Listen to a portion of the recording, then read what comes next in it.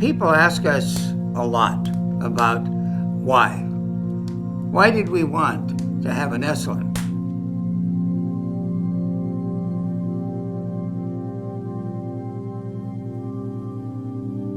It was to dramatize as well as enable an ongoing exploration of the proposition that the human race and evolution itself is pressing to reveal a greater life for humankind.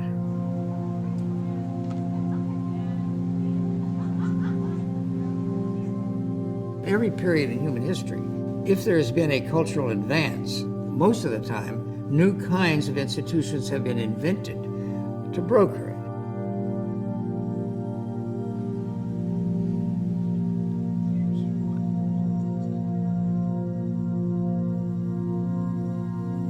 When I first arrived here, there was this interest in taking the idea of self-responsibility a little larger than just this smaller definition of self.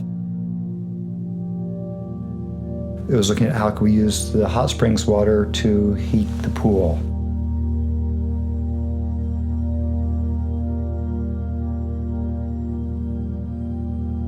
Okay, let's build our own laundry. Let's heat the water using solar.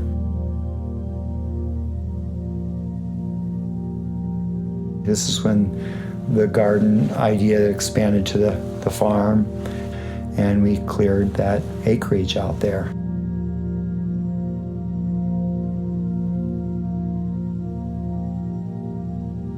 Esalen's hallmark, its signature, has been this broad embrace of our common life as a venue, an arena of transcendence and transformation.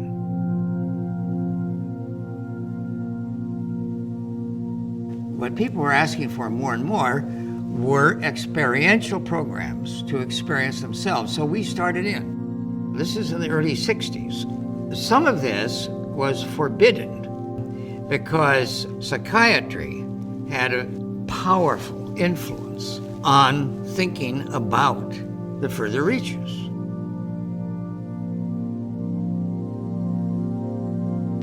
A lot of the new things were relatively unknown. Just take Gestalt therapy. Fritz Perls had a true streak of clinical genius. From the beginning, his programs were very liberating, but for certain people he was too much. So I'm Fritz Perls. I'm working with a new approach in psychiatry called Gestalt therapy, which is one of the existential approaches. It's like he would x-ray you and look at you, and he was very direct. He was on the cutting edge for a part of the culture there in how you would shape psychological interaction. But he wasn't a nice guy. We had to work out with lawyers what the limits were in something that looks like medical practice, okay? So we framed it, this is education. People are coming down here for personal growth. They might have a phobia about something or a personal problem that would be miraculously liberated during these programs.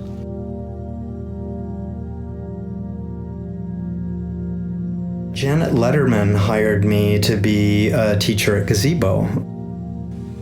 She set up an environment based upon the principles of Gestalt awareness practice. There is a great deal of potential in children if we give them an environment through which they can make real contact with each other relationally as well as with the environment. Being outdoors was a really important part of the curriculum. We had goats and a pony and a dog and lots of veggie gardens. They had a lot of confidence and a freedom of expression and a strength and robustness and vitality in their bodies because they were outside and climbing trees and playing in the mud and water.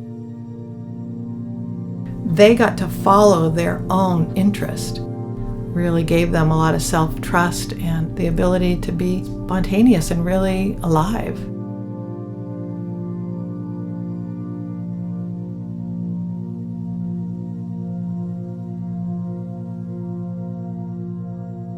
You know, at times I think of Esalen as this cosmic peyote button. I mean, it's just this huge amount of altered state.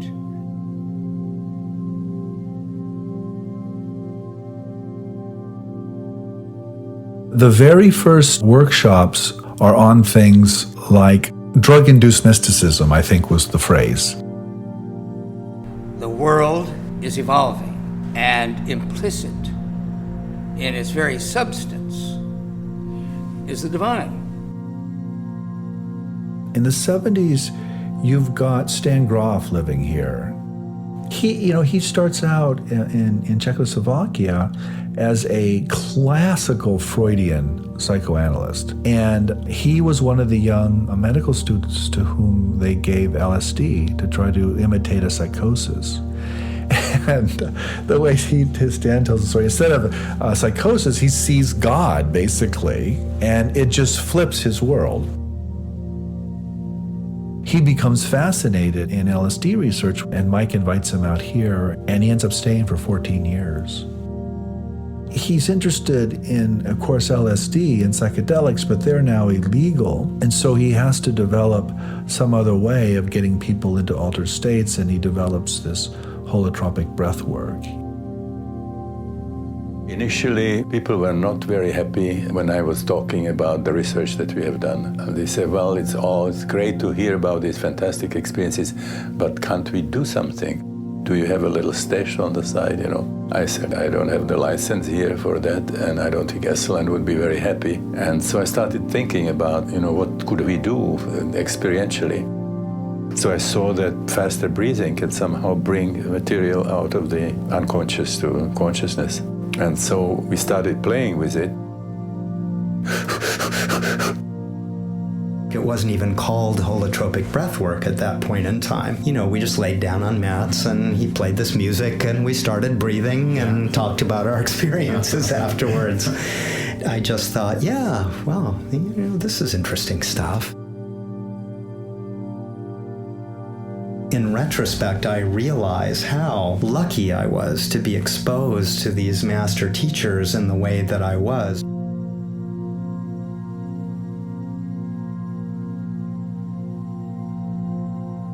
At Esalen, we invest in these extraordinary programs. We bring in academics and scientists on the topics that we think are the most important in the entire world and that align with our big vision and the questions that people seem to continually want to answer but have no answers.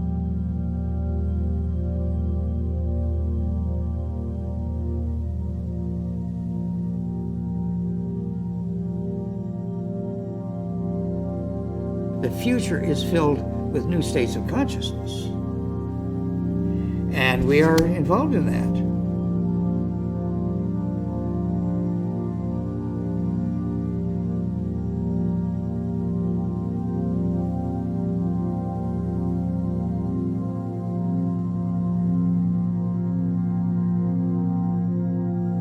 But another question is, what do we do in our second 60 years? How do we keep adapting?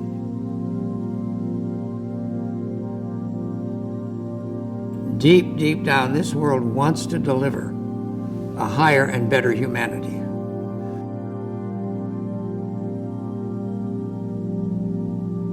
Humans are at the cutting edge now of the evolutionary adventure, and we are pressing, often struggling, sometimes celebrating this joy and power that's latent in us.